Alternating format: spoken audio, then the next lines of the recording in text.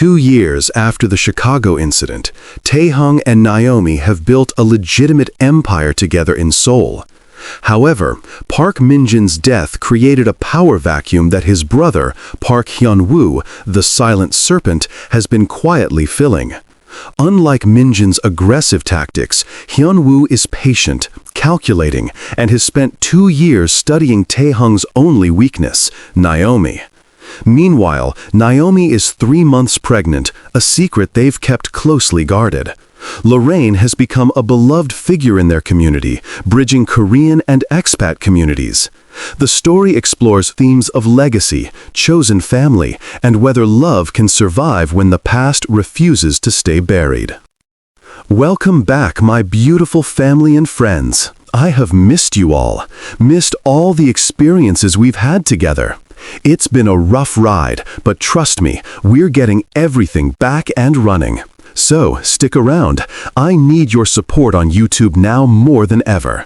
Thank you specially for sticking around to this very moment. If you're hooked in and you're ready to enjoy this story, click subscribe and let me know in the comments where you're watching from, because tomorrow I will be giving you another story just as interesting as this one, and you don't want to miss it. Now, back to the story. The black sedan had been following her for 3 days. Naomi noticed it first in the rearview mirror outside the art gallery, then again near the market in Gangnam, and now it idled 2 cars behind her as she drove home through Seoul's evening traffic. She changed lanes twice, testing. It followed. Her hands tightened on the steering wheel, that old survival instinct from Chicago flickering back to life. She didn't tell Taehung immediately. Maybe she was being paranoid. Maybe it was routine security, his people watching over her like they always did. But his security didn't hide. They announced themselves, visible deterrents in dark suits and earpieces. The gifts started appearing that same week. A white orchid on her office desk with no card. Expensive French chocolates delivered to the penthouse when Taehung was in Busan for business. A silk scarf in her favorite shade of cream, folded precisely on her car seat. Each one beautiful, thoughtful, wrong. When she asked building security about the deliveries, they had no record, no signatures, no camera footage, just gaps where there should have been evidence. Her car's brake line was cut on Thursday. The mechanic called it vandalism, random bad luck in an underground parking garage. But Naomi had grown up around Taehung's world long enough to recognize a message when she saw one. Someone was watching. Someone wanted her to know they could reach her any time. That night, Taehung found her staring at the orchid, its white petals perfect and mocking. What's wrong? His hands settled on her shoulders, familiar comfort that suddenly felt fragile. Nothing, just tired. She leaned back against him, hiding the tremor in her voice. When she mentioned the car, the gifts, the sedan, he kissed her temple and promised to increase security. Routine precautions, he assured her. Seoul had enemies, always would. Nothing to worry about. But she was worrying, especially about the pregnancy test hidden in her bathroom drawer, 2 pink lines that changed everything. She'd planned to tell him over dinner, champagne replaced with sparkling water, joy and nervous excitement. Now the timing felt cursed.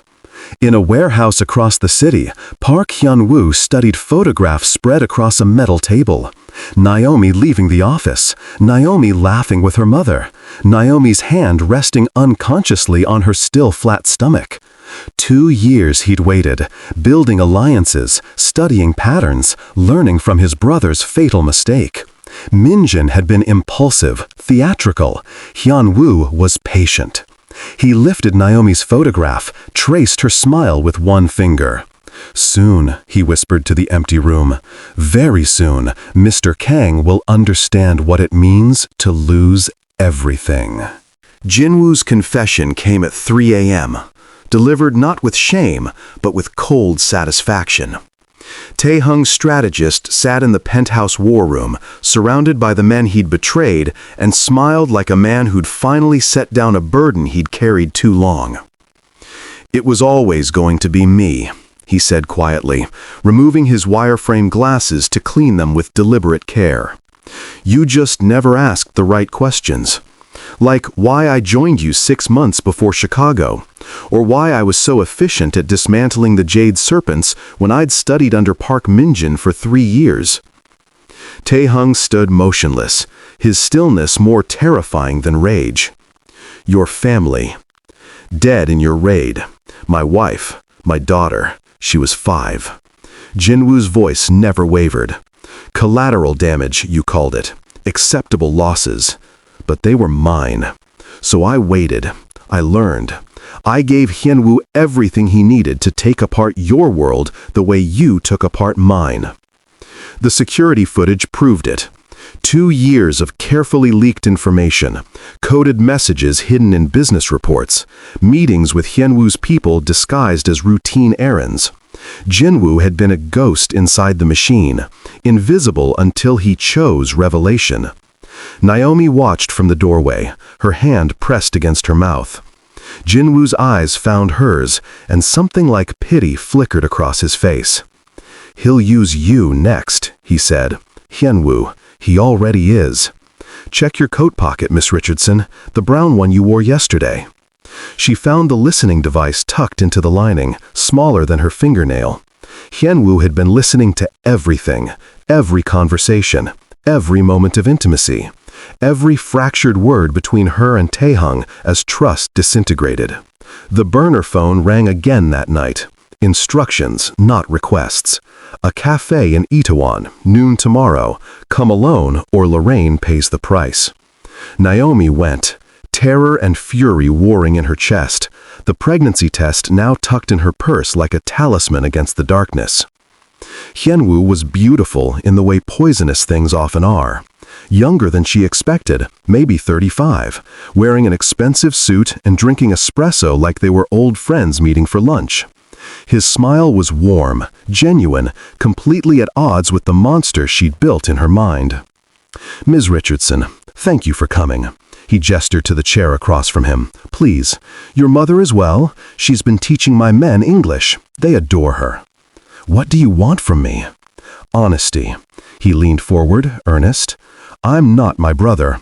I don't believe in unnecessary cruelty, but I do believe in balance. Kang Taehung has lived without consequences for too long. He needs to understand loss, real loss. By killing innocent people?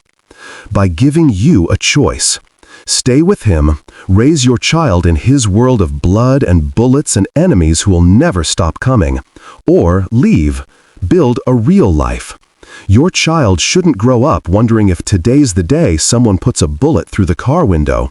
I'm offering you freedom, Miss Richardson. The question is whether you're brave enough to take it. Naomi's hand moved instinctively to her stomach. Hyun-woo tracked the gesture, his smile sad and knowing. You haven't told him yet. Why? Because deep down you know I'm right. Some lives aren't meant for children. The surveillance photos scattered across the bed like accusations. Naomi entering the Itaewon cafe. Naomi sitting across from Park Hyun-woo, leaning in, intimate conversation framed through a telephoto lens. Naomi accepting something from his hand, a business card, an address, evidence of conspiracy. Explain. Taehung's voice was granite, stripped of everything that made him human. He stood by the window, backlit by Seoul's lights, and she couldn't see his face. Maybe that made it easier. Maybe that made it worse. He contacted me. He threatened. You met with the man holding your mother hostage and didn't tell me? Now he turned, and the betrayal in his eyes was a physical wound. You've been taking calls on a burner phone, meeting him alone? What else, Naomi? What else have you been hiding? Everything I did was to protect her. Or to save yourself. The words were knives, precise and brutal. Maybe Hyun-woo's right. Maybe you don't belong in this world. Maybe you've been looking for an exit and he's offering one. The accusation detonated something primal in her chest. 2 weeks of terror and isolation and impossible choices, carrying his child while he questioned her loyalty, and suddenly she was done being careful, done being measured. You want to know what I'm hiding? Her voice cracked with fury. "I'm pregnant, Taehung. 3 months. And I didn't tell you because the man who knows everything about us, who has eyes in your house and ears in your bed, threatened to kill our baby if I didn't cooperate? So yes, I met with him. Yes, I listened, because I'm trying to keep everyone alive while you treat me like the enemy." Silence crashed through the room. Taehung staggered back against the window, all the air leaving his lungs. His hand rose to his mouth, then dropped, helpless. Pregnant. Due in May. A girl probably, though it's too early to know for sure. And Hyun-woo knows. He's known for weeks. That's how deep he is inside your operation, inside our lives. Tears streamed down her face, hot and unstoppable. He offered me a deal. Leave you, take my mother, go back to Chicago. Raise our daughter far away from men like you, like him, like all of this. Taehung moved toward her, stopped, moved again. His hands trembled. "I'm sorry. God, Naomi, I'm sorry. I didn't know. I should have. I'm so sorry." They held each other in the wreckage of trust, both crying now, fear and love and impossible futures tangled together. Finally, Taehung pulled back, cupping her face with hands that had killed but now cradled life. "I won't lose you, either of you. Tell me everything," he said. And in the early morning darkness, they built a plan from desperation and fragile hope. She would go back to Hyun-woo, accept his offer, become his confidant, and from inside his operation, she would tear it apart. The Korean Language Center was empty when Naomi arrived. Not just her mother's classroom, the entire 3rd floor, silent as a tomb. Papers scattered across desks suggested hasty evacuation, a knocked-over chair. Lorraine's reading glasses abandoned on her textbook, still open to the lesson on family vocabulary. No blood, no signs of struggle, just absence where there should have been 20 students and one vibrant 68-year-old woman who loved conjugating verbs and made everyone laugh with her terrible pronunciation. The security guard downstairs remembered nothing. The cameras had malfunctioned exactly 42 minutes ago, a technical glitch that erased everything. When the system rebooted, the classroom was empty. Students gone, teacher gone, Lorraine Richardson vanished like smoke. Naomi's phone buzzed in her trembling hand. Unknown number. She answered without breathing. The video was 30 seconds long. Lorraine sat in a comfortable chair, unharmed, wearing the blue cardigan Naomi had given her for Christmas. The room behind her was nondescript, white walls, soft lighting, could be anywhere. Her mother's eyes were clear but frightened, and she held today's newspaper, proof of life timestamp visible. Then a voice, male, Korean-accented English, cultured and cold. "Miss Richardson, I am Park Hyun-woo. We haven't met, but you know my family name. Your mother is my guest. She will remain comfortable, safe, well-treated, as long as you cooperate." The camera shifted slightly. Lorraine's hands were folded in her lap. Not bound, but the message was clear. Illusion of freedom in a gilded cage. You have a choice to make. Your mother's life for Kang Tae-hung's life. Bring him to me, alone, within 72 hours, and she goes home. Refuse, and you'll receive pieces of her, one day at a time. I'll be in touch with location details. Choose wisely, Miss Richardson. Choose love or blood. The video ended. Naomi's knees buckled. She collapsed against the classroom wall, phone clattering to the floor. Within the hour, Taehung mobilized everything. Every contact, every resource, every favor owed across 3 countries. His associates tore through Seoul's underworld, interrogating, threatening, bribing. Nothing. Hyun-woo had learned from his brother's catastrophic failure. No warehouse districts, no obvious locations, no loyal soldiers who could be turned. The surveillance that usually blanketed the city showed nothing but ghosts. 48 hours of searching produced only silence. Lorraine had been erased from Seoul as thoroughly as if she never existed.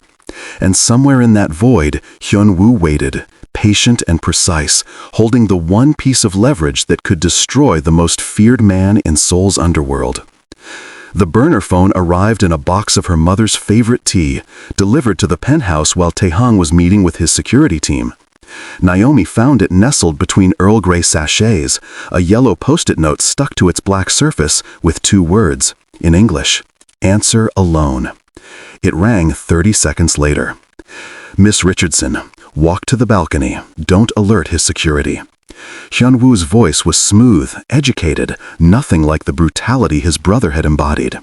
She obeyed, stepping into cold November air, Seoul's skyline glittering with indifference below. "I'm not interested in Kang Taehung's empire," he continued conversationally. "I'm interested in justice. My brother was flawed, impulsive, but he was mine. Your lover killed him without mercy. So now I offer you mercy he never showed." Naomi gripped the balcony rail with her free hand. "What do you want?" "Your freedom. Pack your things, leave tonight, take the private flight I've arranged to Chicago. Your mother will meet you at O'Hare, unharmed, healthy. Resume your life. Forget Seoul. Forget him. This is my gift to you, the innocent caught in our war." "And if I refuse?" "Then I kill her slowly. Then I kill you. Then I kill him, after he's watched everyone he loves die. I've spent 2 years preparing for this, Miss Richardson. I don't make threats. I make promises." He paused, and she heard the smile in his voice. "I know about the pregnancy. Congratulations. Does he know he's going to be a father?" Ice flooded her veins. "How?" "I have eyes everywhere, even in his house, especially in his house. You have 24 hours to decide. Save your mother and your child, or sacrifice them both for a man who builds his life on corpses." The line went dead. Naomi stood frozen, hand unconsciously moving to her stomach. 3 months along. She'd hidden it perfectly, loose clothing and careful timing. If Hyun-woo knew, who else did? She turned back toward the penthouse and saw Taehung through the glass, pacing while talking on his phone, shoulders tight with stress. That night, she tried to tell him. They sat in their bedroom, the city sprawling below them, and she opened her mouth 3 times but couldn't form the words. How do you tell the man you love he's going to be a father when someone is using that child as leverage? How do you admit you're being contacted by his enemy without sounding complicit? "There's something I need to tell you," she started. Taehung's phone buzzed. He glanced at it and his expression transformed into something cold and lethal. "Jin-woo just confirmed it. Someone in my inner circle is feeding Hyun-woo information. Someone I trust." His eyes met hers, and for the first time since Chicago, she saw doubt flicker there. "Someone who knows my routines, my security protocols, everything." The unspoken question hung between them like poison. She watched him war with himself, love battling suspicion, and realized with sickening clarity that Hyun-woo had already won the first battle. He'd planted seeds of paranoia that would tear them apart from the inside. "Taehung," she whispered, "it's not what you think." But his phone rang again, and the moment shattered. The argument was staged for maximum visibility. Taehung's penthouse, floor-to-ceiling windows uncurtained, voices loud enough for security to hear. Naomi threw clothes into a suitcase with shaking hands while he stood rigid, playing the controlling monster with chilling precision. "You walk out that door, you don't come back." "Good. I should have left 2 years ago." She turned, tears real even if the words were scripted. "My mother was right about you. You destroy everything you touch." She left in a taxi, not his car, clutching her suitcase and her secrets. Behind tinted windows, she allowed herself one glance back at the building that had been home. Taehung stood silhouetted in the window, watching her leave, and the distance between them felt oceanic. The safe house Hyun-woo provided was in Gangnam, elegant and sterile, monitored by cameras she could see and ones she couldn't. He visited the next morning with coffee and croissants, playing the concerned savior. "You made the right choice, for yourself, for your daughter." "I want to see my mother." Lorraine was kept in a converted hanok in Bukchon, traditional and beautiful, a gilded prison with garden views and constant surveillance. She looked healthy, teaching English to young men who treated her with careful respect. When she saw Naomi, her composure cracked. "Baby girl." They embraced, monitored by 3 guards who pretended not to watch. Lorraine whispered against her hair, "Are you safe?" "For now." Naomi pulled back, speaking clearly for the cameras. "I left him, Mama, like you always said I should." That night, she sang her mother's favorite hymn, "His Eye is on the Sparrow," changing lyrics subtly. Where the original said, "I sing because I'm happy," she sang, "I sing because he's watching." Small alterations that meant nothing to Hyun-woo's men, but everything to Taehung, listening through the single device they'd hidden in her necklace before the performance began. Hyun-woo revealed his endgame over dinner 3 days later. Wine for him, water for her, Seoul sparkling below. Taehung built his empire on fear. I'm building mine on unity. 5 organizations, former rivals, all agreeing that one man's held too much power too long. You're starting a war. I'm ending one. His.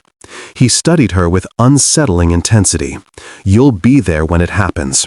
You'll watch him fall.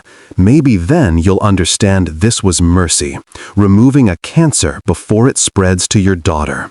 Each night, Naomi reported through hymns. Amazing Grace became coordinates.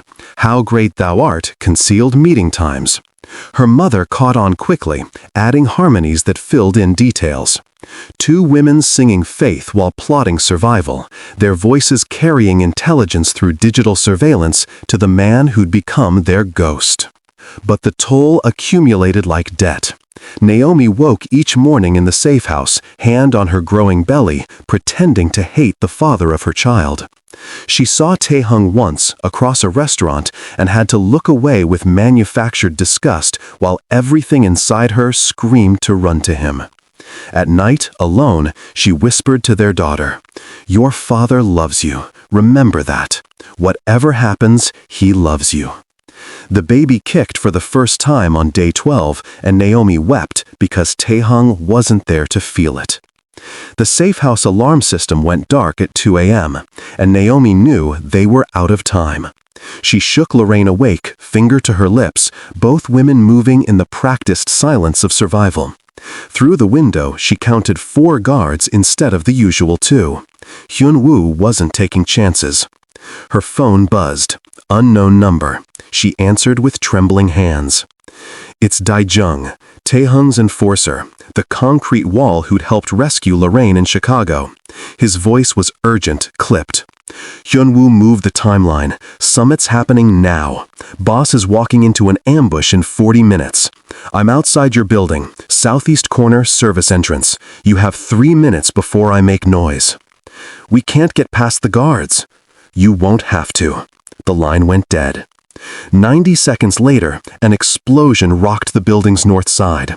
Not catastrophic, just enough to send guards running, radios crackling with confusion, fire alarms shrieking.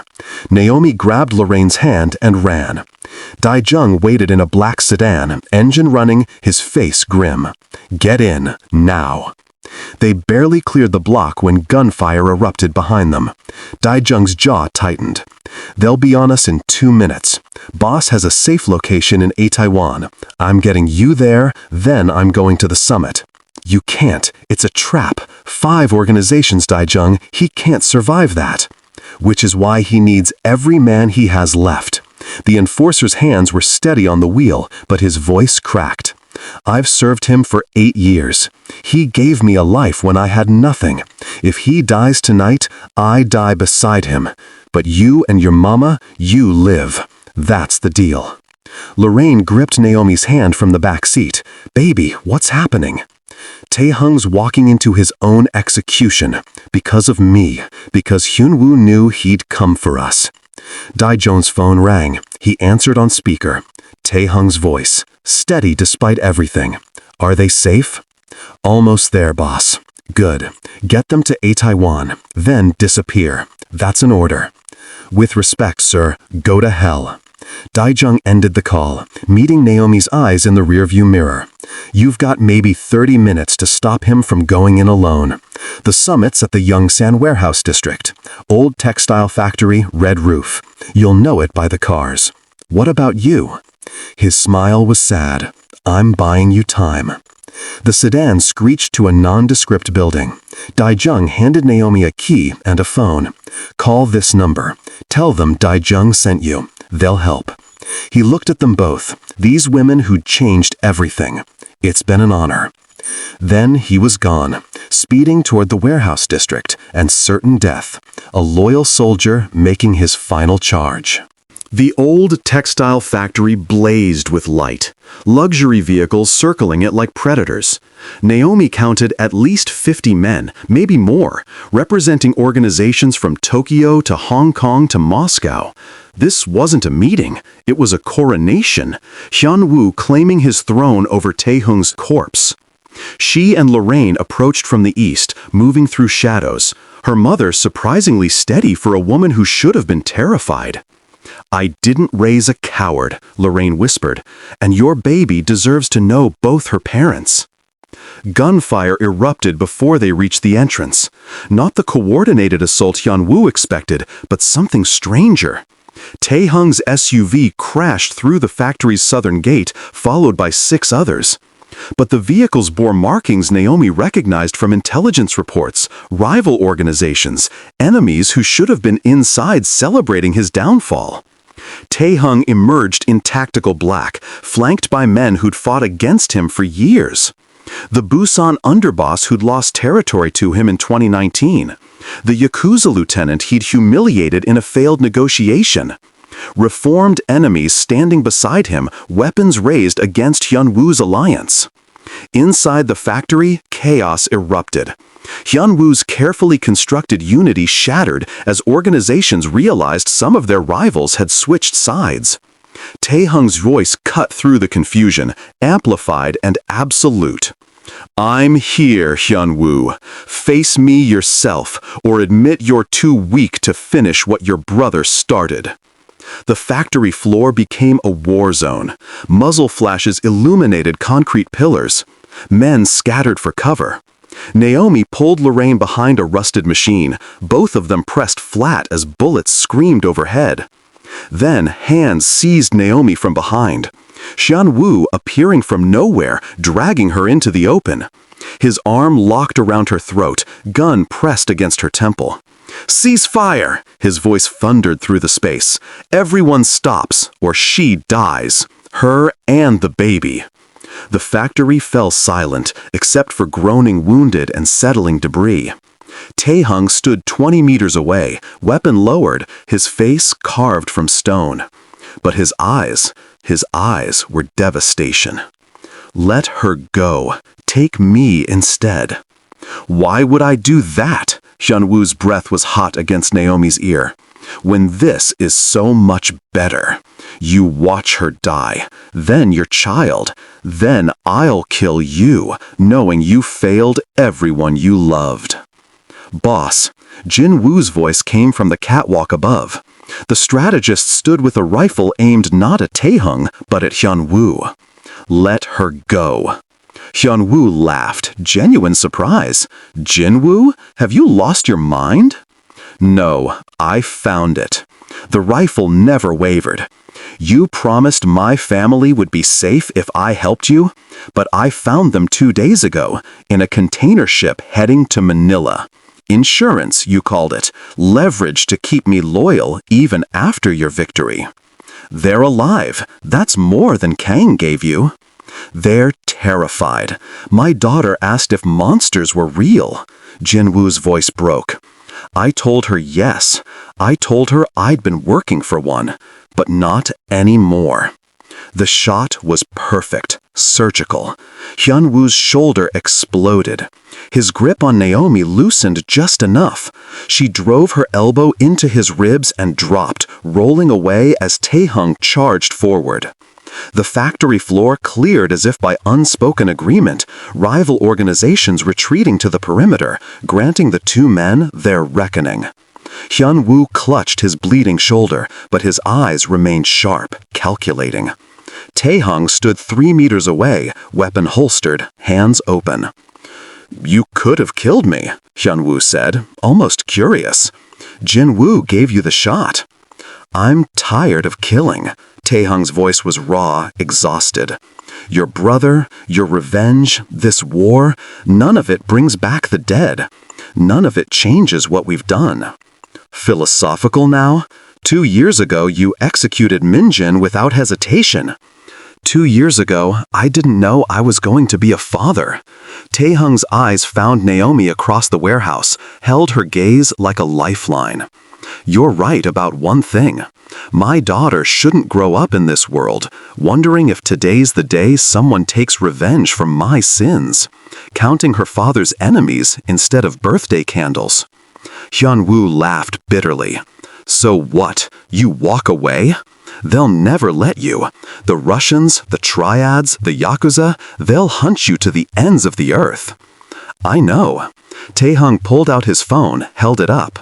"Which is why I'm giving them everything. Territory, assets, intelligence, trade routes. I've already transferred documentation to neutral parties. Everything I built, divided fairly among the organizations here tonight. Payment for peace. For my family's safety."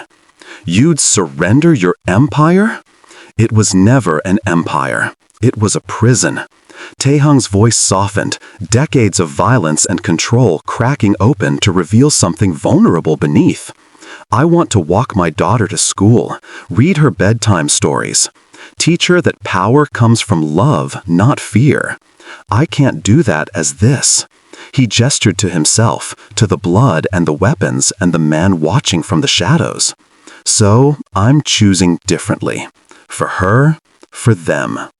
Hyun-woo stared, struggling with something that looked like respect warring with rage.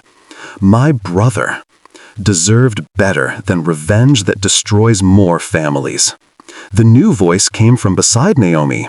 Lorraine stepped forward, 68 years old and unafraid, moving into the space between violence and resolution. "I'm Lorraine Richardson. My daughter loves your enemy. Your men held me hostage for weeks. You want to know what I learned?" She addressed not just Hyun-woo, but every man in the warehouse. "These communities, Korean, Chinese, Japanese, Russian, we're all connected in Chicago, in Seoul, everywhere. Our churches overlap, our children go to the same schools, our grandmothers shop at the same markets. You think this is about territory? It's about families. And I know every grandmother in Koreatown, every minister, every community leader who's tired of burying sons." She turned to Hyun-woo specifically. "Your mother attends New Hope Presbyterian. She lights candles for Min-jun every Sunday. She told me she's already lost one son. She can't survive losing another, not to this." The warehouse fell silent. Hyun-woo's face crumbled, something breaking behind his eyes.